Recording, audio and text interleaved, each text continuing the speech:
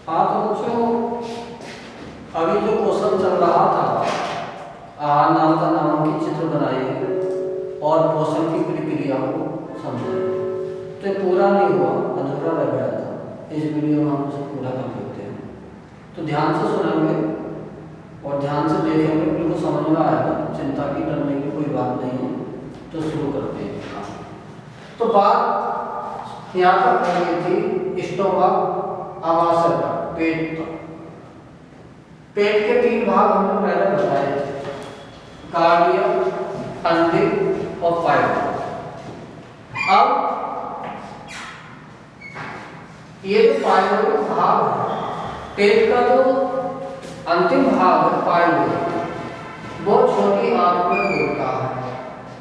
किसमें खुलता है? छोटी आंत में खुलता है। ये यहाँ से छोटी आंत शुरू हो जाती है।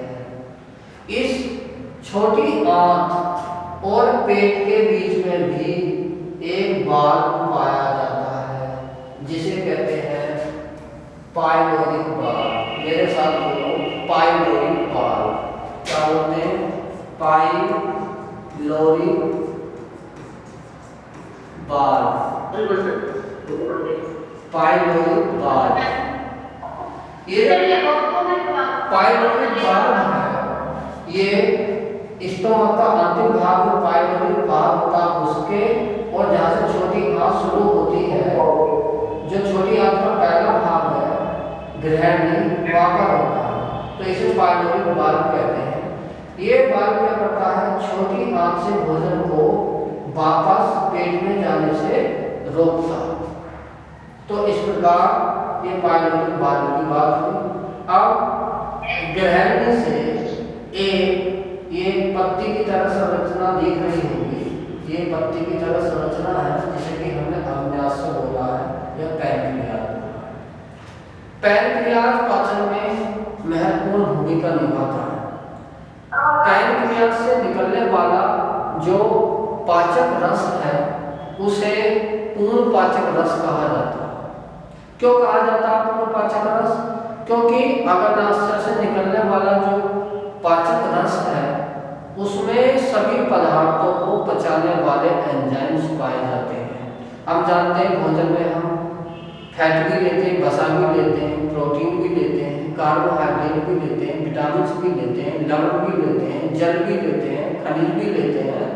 तो बहुत सारे हम भोजन के कंपोनेंट होते हैं, भोजन के बहुत सारे अवयव होते हैं। उन्हें पचाने के लिए पैनक्रियाज या अग्न्याशय में महत्वपूर्ण पाचक रस पाए जाते हैं, और उन पाचक रस में इन पदार्थों को पचाने वाले पाचक एंजाइम्स पाए जाते हैं। तो इसलिए पैनक्रियाज से निकलने वाले पाचक रस को कंप्लीट डाइजेस्टिव जूस या पूर्ण पाचक रस कहा गया। अब बात कर लेते हैं छोटी आंत की। किसकी बात कर लेते हैं? छोटी आंत की। ये जो छोटी आंत है यहाँ से शुरू हुई, ये जो छोटी आंत है यहाँ से शुरू हुई, और यहाँ से शुरू होते हैं छोटी आंत, ये आई और ये छोटी आंत है। छोटी आंत का जो पहला भाग है, उसे हम बोलते हैं ग्रहणी। क्या बोलते हैं? ग्रहणी। मैंने लिखवाया था, इसे कहते हैं ड्यूडेनम।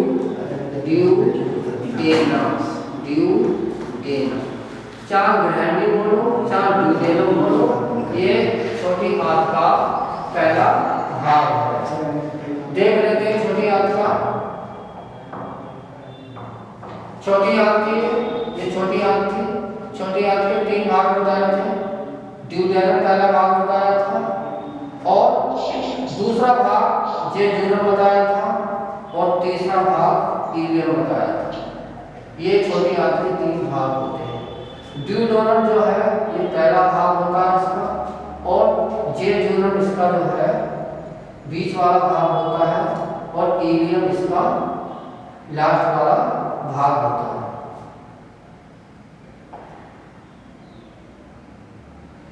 तो ये जो छोटी आंत है, इसके 3 भाग हुए। अब छोटी आंत के बारे में जैसे कि आपको पता है, छोटी आंत की लंबाई 6 मीटर के लगभग होती है। 6 मीटर की लगभग छोटी आंत होती है, लगभग 21 फीट लंबी होती है। और इसके तीनों भाग में से जो शुरू का भाग है, ये वाला जो भाग है जिसे हमने ग्रैंडी या ड्यूडेनम बोला है, ये भोजन को पचाने का काम करता है, डाइजेशन का काम करता है। और इसका जो अंतिम भाग होता है, ये वाला जो अंतिम भाग होता है छोटी आंत का, जिसे हम इलियम कहते हैं। क्या कहते हैं? इलियम कहते हैं। तो ये जो है भोजन को अवशोषित करने का काम करता है। जो भी पचा हुआ भोजन है, उस पचे हुए भोजन को अवशोषण करने का काम इलियम करता है।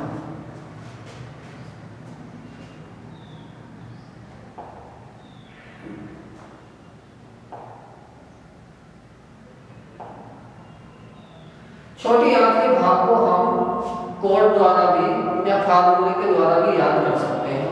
जैसे लिखा है 3 भाग में ड्यूडेनम, जेजुनम, ई। इसे DJI, DJI क्या लिखा है? DJI। कहने का मतलब ये है, घर में कोई भी छोटी छोटी खुशी है, चाहे जन्मदिन हो, चाहे मैरिज एनिवर्सरी हो, अन्य कोई भी छोटी खुशी घर में हो, तो आजकल क्या है, लोग डीजे मंगाते हैं और डीजे बजाते हैं। डीजे पे क्या करते हैं? एंजॉय करते हैं। तो आप छोटी आंत के भाग याद करने के लिए ये फार्मूला याद कर सकते हैं, DJI। यानी कि छोटी आंत के 3 भाग हैं जिन्हें हम DJI बोलते हैं, यानी डीजे पर एंजॉय करो। ये बात अलग है, एंजॉय की स्पेलिंग ई से शुरू होती है, लेकिन ये यहाँ आई लिखा है। तो आप लोग याद करने की दृष्टि से याद कर सकते हैं DJI। तो DJI जो है, ये छोटी आंत का भाग का, छोटी आंत के पार्ट के याद रखने का एक तरीका है। अब बात कर लेते हैं बड़ी आंत। किसकी बात कर लेते हैं? बड़ी आंत की। जैसे कि आप देख पा रहे हो, ये क्या है? पूरी ये बड़ी आंत है, ये बड़ी आंत है, ये बड़ी आंत है। इसके भी 3 भाग होते हैं। बड़ी आंत के भी 3 भाग होते हैं। बड़ी आंत जो होती है वो 1.5 मीटर लंबी होती है, यानी कि लगभग 5 फीट लंबी होती है। और ये बड़ी आंत है, ये चारों ओर बड़ी आंत है। बड़ी आंत का जो पहला भाग होता है उसे कहते हैं हम सीकम बोलते हैं। क्या बोलते हैं? सीकम बोलते हैं। और दूसरे भाग को हम कोलन बोलते हैं, और तीसरे भाग को हम रेक्टम बोलते हैं। तो जो सीकम है, उससे ये सीकम भाग है, इसका बड़ी आंत का भाग सीकम है, और इस सीकम से एक संरचना निकली हुई है जिसे हम वर्मीफॉर्म अपेंडिक्स कहते हैं। क्या मतलब? Vermiform appendix. मेरे साथ बोलिए, वर्मीफॉर्म अपेंडिक्स, यानी कि हिंदी में इसे कहेंगे कृमि रूपी परिशेषिका। कृमि रूपी परिशेषिका। मेरे साथ बोलो, कृमि रूपी परिशेषिका। ये जो कृमि रूपी परिशेषिका है या वर्मीफॉर्म अपेंडिक्स है, ये बड़ी आंत के सीकम से निकली होती है। ये जो है, ये वर्मीफॉर्म अपेंडिक्स है, और मनुष्य में यह अपशेषी अंग के रूप में पाया जाता है। कभी कभी क्या होता है, हमारे पेट के निचले हिस्से में यहाँ दर्द होता है, यहाँ पर दर्द होता है, अपेंडिक्स का दर्द होता है। तो डॉक्टर क्या करते हैं, उस अपेंडिक्स को काटकर, ऑपरेशन के द्वारा काटकर निकाल देते हैं, काटकर फेंक देते हैं, और अपेंडिक्स के दर्द से हमें राहत या आराम मिल जाता है। तो इस प्रकार ये जो वर्मीफॉर्म है अपेंडिक्स है, जिसे हमने कृमि रूपी परिशेषिका बोला था, ये जो है बड़ी आंत के सीकम का भाग है। तो इस प्रकार सीकम से वर्मीफॉर्म अपेंडिक्स निकली रहती है। दूसरा भाग जो होता है बड़ी आंत का, उसे हम बोलते हैं कोलन बोलते हैं। क्या बोलते हैं? कोलन बोलते हैं। क्या बोलते हैं? कोलन बोलते हैं। बड़ी आंत का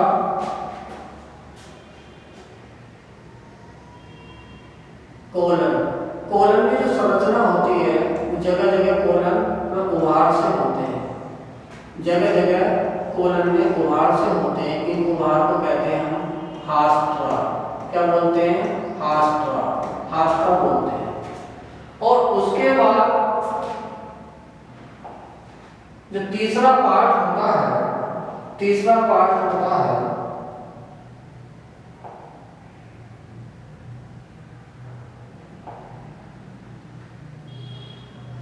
रेक्टम। ये रेक्टम है, ये मॉलस्क है, ये तीसरा भाग है। ये रेक्टम है, ये रेक्टम है, ये रेक्टम है, ये रेक्टम है, ये मॉलस्क है। ये बड़ी आंत का अंतिम भाग या तीसरा भाग होता है रेक्टम। रेक्टम जो है वो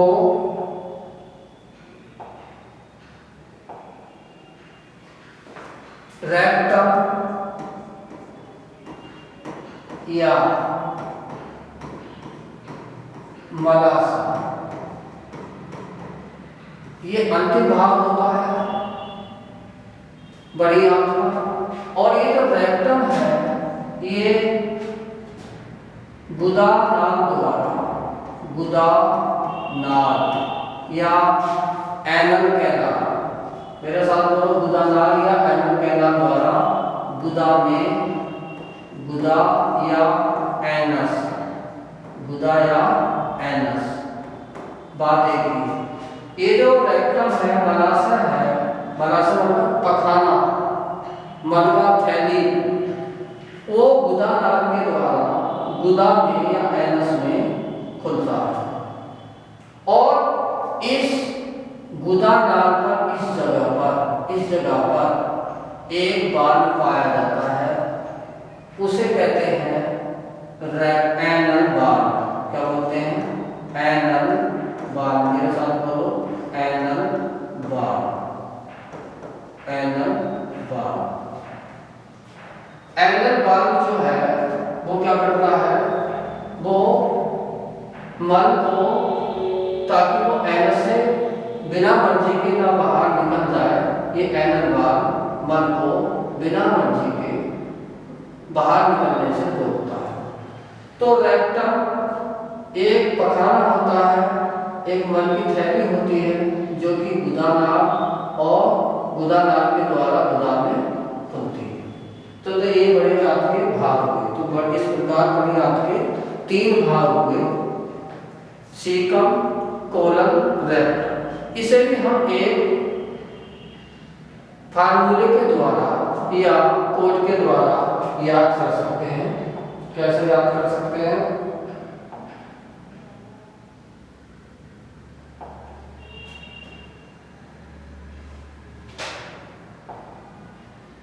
देखिए, ये बड़ी आंत के 3 भाग, सीकम, कोलन और रेक्टम। इसका कोड बना सकते हैं हम CCR। क्या लिखा है? CCR, यानी कि आजकल आर से मतलब रोड मान लो, रोड मतलब लंबी रोड यानी बड़ी आंत मान लो रोड। तो आजकल जो रोड है, आजकल जो सड़कें हैं, बड़ी सड़कें हैं, वो सीसी की बन रही हैं। किसकी बन रही है? सीसी की बन रही है। सीसी की रोड, CCR, CCR, सीसी की रोड। तो बड़ी आंत जो है उसका क्या फॉर्मूला? CCR। पहले सी का मतलब है कोलन, पहले सी का मतलब कोलन, दूसरे सी का मतलब नहीं, पहले सी का मतलब सीकम और दूसरे सी का मतलब कोलन और तीसरे जो लिखा है आर, इसका मतलब है रेक्टम या मॉलस्क। दोबारा बता देता हूँ, पहले सी का मतलब सीकम, दूसरे सी का मतलब कोलन और इस आर का मतलब रेक्टम या मॉलस्क। तो इस प्रकार बड़ी आंत का भी हम कोड बना सकते हैं CCR, यानी कि आजकल जो सड़कें हैं, रोड है, वो सीसी की बन रही है। इस प्रकार आहार नाम की बात समाप्त होती है। आहार नाम के मैंने भाग बताए थे, ये भाग बताए थे। पहला भाग गुहा बताया था, दूसरा भाग रासनदी बताया था, फिर तीसरा भाग आलस्य बताया था और चौथा भाग छोटी आंत बताया था, और पांचवा भाग जो आहार नाल का था वो बड़ी आंत बताया था। आमाशय के भी 3 भाग बताए थे, कार्डिक बताया थे, फंडिक बताया था, पाइलोरिक बताया था। छोटी आंत के भी 3 भाग बताए थे, ड्यूडेनम, जेजुनम, इलियम। इसी प्रकार बड़ी आंत के भी 3 भाग हैं। पहला भाग सीटम है, दूसरा भाग कोलन है और तीसरा भाग रेक्टम या मलाशय। इस प्रकार ये आहार नाल के भाग हैं। आप बच्चों आप इसे नोट कर सकते हो, नोट कर लीजिए।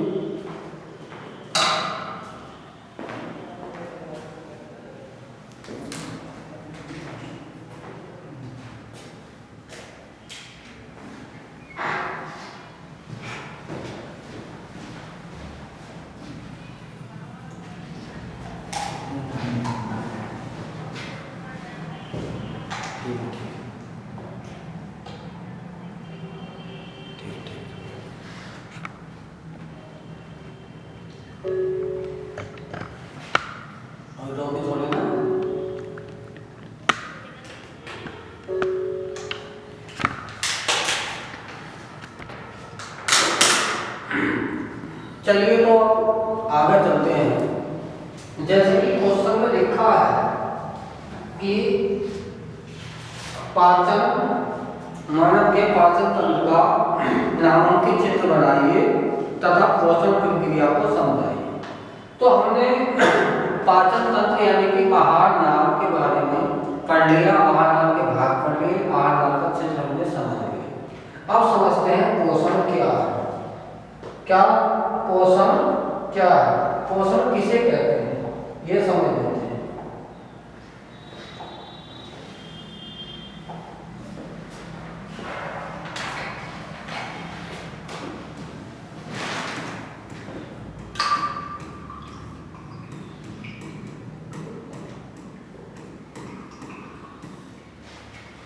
समझते हैं पोषण को। हम जानते हैं हमारे शरीर में निरंतर प्रतिपल जैव रासायनिक क्रियाएं होती रहती हैं और उन जैव रासायनिक क्रियाओं को संचालित करने के लिए ऊर्जा की आवश्यकता होती है, एनर्जी की आवश्यकता होती है।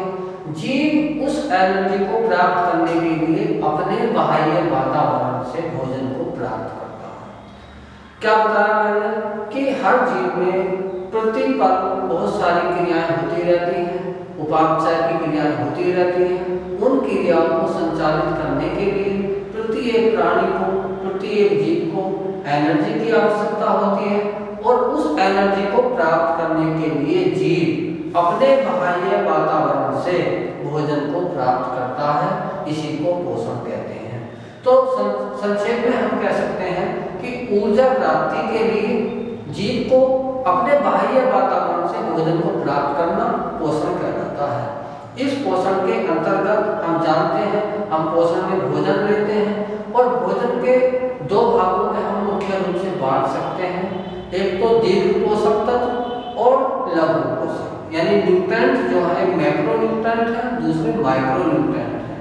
मैक्रो न्यूट्रिएंट यानी कि दीर्घ पोषक कौन से होते हैं, इसमें प्रोटीन है, फैट है और वसा। जबकि माइक्रो न्यूट्रिएंट में आप जानते हैं विटामिन है, जल है, मिनरल्स है, ये सब माइक्रो न्यूट्रिएंट्स के अंतर्गत आते हैं। अब पोषण के आधार पर जीवों की 2 श्रेणियां होती हैं। पोषण के आधार पर जीवों को हम 2 भागों में बांट सकते हैं। कौन कौन से? एक तो वे जीव जो अपना भोजन स्वयं बना लेते हैं और दूसरे जीव जो अपना भोजन स्वयं नहीं बना पाते। तो जो जीव अपना भोजन स्वयं बना लेते हैं उन्हें स्वयंपोषी जीव कहते हैं। क्या कहते हैं? स्वयंपोषी। और जो अपना भोजन खुद नहीं बना पाते, दूसरों पर निर्भर रहते हैं, अन्य जीवों पर निर्भर रहते हैं, उन्हें कहते हैं परपोषी।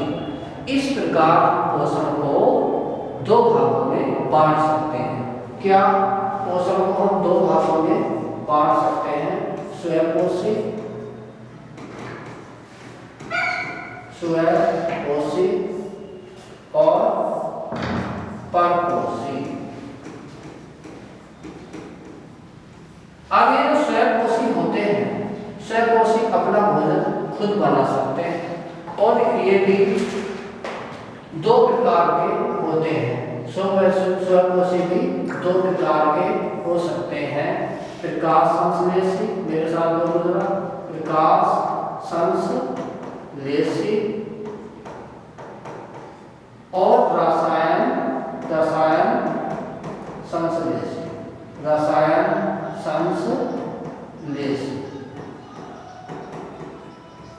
तो स्वयंपोषी जो जीव होते हैं जो अपना भोजन खुद बना लेते हैं, उन्हें भी हम दो प्रकार में बांट सकते हैं, प्रकाश संश्लेषी और रसायन संश्लेषी। प्रकाश संश्लेषी का मतलब यह है कि जो जीव जल और कार्बन डाइऑक्साइड की सहायता से और सूर्य की उपस्थिति में अपना भोजन बना लेते हैं, उन्हें हम प्रकाश संश्लेषी कहते हैं। इसके अंतर्गत जो आते हैं सभी हरे पौधे आते हैं, सभी हरे पौधे आते हैं किसके, प्रकाश संश्लेषी के अंतर्गत। जबकि रसायन संश्लेषी के अंतर्गत नाइट्रेट बैक्टीरिया, नाइट्राइट बैक्टीरिया आते हैं और ये जो है अपना भोजन हाइड्रोजन सल्फाइड, अमोनिया आदि से बनाते हैं। तो रसायन संश्लेषी जो है वो उसमें क्या आते हैं, नाइट्रेट बैक्टीरिया, नाइट्रेट जीवाणु, नाइट्रेट जीवाणु। नाइट्रेट जीवाणु कौन सा होता है, नाइट्रोबैक्टर, मेरे साथ बोलो, नाइट्रोबैक्टर, नाइट्रोबैक्टर। तो इस प्रकार जो है ये स्वयंपोषी जो है दो प्रकार के होते हैं, प्रकाश संश्लेषी, रसायन संश्लेषी। अब जो परपोषी होते हैं, आप जानते हो परपोषी कोई जीव होते हैं जो अपना भोजन दूसरे जीवों से लेते हैं, खुद नहीं बना पाते हैं। इस प्रकार ये भी कई प्रकार के हो सकते हैं, ये शाकाहारी हो सकते हैं, शाकाहारी हो सकते हैं, दूसरा मांसाहारी हो सकते हैं, मांसाहारी हो सकते हैं, और तीसरे प्रकार के ये सर्वाहारी हो सकते हैं, सर्वाहारी हो सकते हैं। मांसाहारी का मतलब समझते हो आप, जो मांस खाते हैं, शाकाहारी जो पादप खाते हैं, और सर्वाहारी जो पादप और मांस दोनों को खाते हैं। इस प्रकार की पोषण की बात हुई। और परपोषी भी भोजन लेने के, भोजन स्वभाव के आधार पर कई प्रकार के हो सकते हैं। एक तो भोजन स्रोत के आधार पर, दूसरा भोजन प्राप्त करने के आधार पर। यानी कि एक तो भोजन को खाना कैसे है, खाना क्या है, यानी कि वो मांसाहारी है, शाकाहारी है या सर्वाहारी है, एक तो ये है भोजन स्रोत। दूसरा ये उसे खाना कैसे है, चम्मच से खाना है, हाथ से खाना, कैसे खाना। तो इस आधार पर भी जीव कई प्रकार के होंगे, पूर्णभोजी होंगे, पूर्णभोजी, मैं क्या बोल रहा हूँ, पूर्णभोजी। और दूसरे जो होंगे वो होंगे मृतभोजी होंगे, मृतभोजी होंगे, क्या होंगे, मृतभोजी होंगे। और तीसरे प्रकार के जो होंगे वो होंगे परजीवी, क्या बोला मैं, परजीवी। ये तीन प्रकार के जीव इस प्रकार हो सकते हैं। पोषण के चरण की बात आती है, पोषण के चरण, तो पोषण के 5 चरण होते हैं। पोषण के चरण, पोषण के चरण या स्टेप, पोषण के भाग या स्टेप। पहला है अंतर्ग्रहण, क्या पहला, अंतर्ग्रहण। और दूसरा जो है वो है पाचन, और तीसरा जो है वो है अवशोषण, मेरे साथ बोलो, अवशोषण। चौथा स्वांगीकरण, क्या लिखा है, स्वांगीकरण। और पांचवा होता है बहिक्षेपण, क्या होता है, बहिक्षेपण। एकदम शॉर्ट में बता देता हूँ। अंतर्ग्रहण का मतलब होता है भोजन को ग्रहण करना, और पाचन का मतलब क्या होता है, जब पेट में पहुंच जाता है तो विभिन्न पाचक एंजाइम पाए जाते हैं। आहार में पाचक एंजाइम की सहायता से भोजन को सरल, विसरणशील, घुलनशील पदार्थों में बदल दिया जाता है। उसके बाद छोटी आंत में अपशोषण होता है। छोटी आंत में भी अपशोषण जो होता है, तो छोटी आंत का जो इलियम भाग था उससे अपशोषण होता है, क्योंकि छोटी आंत में अपशोषण की एक विशेष आदर्श दशाएं पाई जाती हैं, क्योंकि छोटी आंत का जो तल है वो 620 गुना बड़ा होता है, क्योंकि उस पर बिलाई पाए जाते हैं, रसायन पाए जाते हैं। स्वांगीकरण का मतलब है जो भोजन पच गया, जो भोजन पच गया, अवशोषित हो गया, उसे प्रोटोप्लाज्म में या जीव द्रव्य में विलीन होने की क्रिया को हम स्वांगीकरण कहते हैं। दोबारा बता देता हूँ, स्वांगीकरण का मतलब है पचे हुआ भोजन जो है वो जीव द्रव्य का भाग बनना, पचे हुए भोज्य पदार्थों को जीव द्रव्य में विलीन होने की क्रिया को स्वांगीकरण कहते हैं। और नेक्स्ट है सबसे अंतिम बहिक्षेपण, जो पाचन होने के बाद जो निरर्थक पदार्थ बचे रह जाते हैं, बेकारी पदार्थ बचे रह जाते हैं, वो मल के रूप में हमारे शरीर से बाहर निकल जाते हैं। इस प्रकार हमने आज आहार नाल के बारे में पढ़ा और उसके बाद हमने आहार नाल के भाग पढ़े, उसके बाद हमने पोषण के चरण पढ़े। पोषण के ये 5 चरण हैं, यही पोषण की प्रक्रिया होती है। तो आशा करता हूँ ये वीडियो, ये जो पोषण था समझ में आया होगा।